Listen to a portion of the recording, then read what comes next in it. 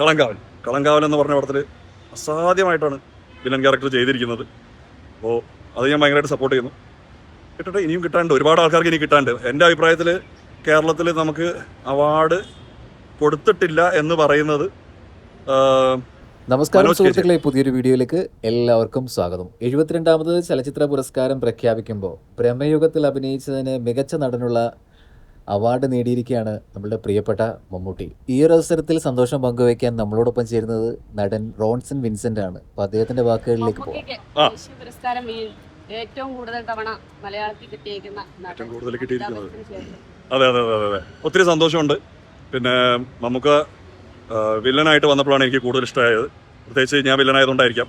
പിന്നെ ബ്രഹ്മയുഗം ആണെങ്കിലും, അല്ലെങ്കിൽ പുള്ളിയുടെ പുതിയ പടങ്ങൾ, എന്തായിരുന്നു പറഞ്ഞ പേര്, കളങ്കാവൽ എന്ന് പറഞ്ഞ പടത്തിൽ അസാധ്യമായിട്ടാണ് വില്ലൻ ക്യാരക്ടർ ചെയ്തിരിക്കുന്നത്.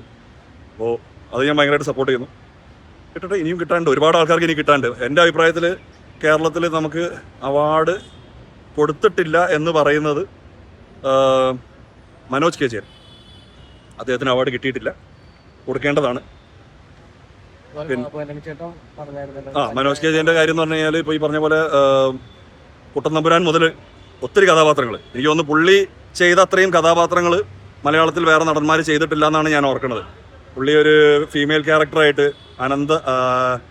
അനന്തനാരി അല്ലല്ല അനന്തഭദ്രം വേറെ പടം, അർദ്ധനാരി എന്ന് പറഞ്ഞൊരു പടം ചെയ്തു.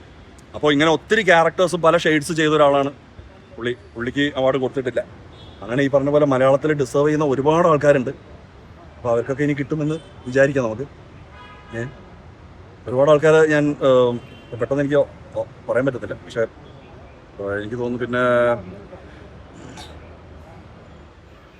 കട്ട് ഞാൻ പറഞ്ഞുതരാം, ഇപ്പോൾ പറഞ്ഞുതരാം.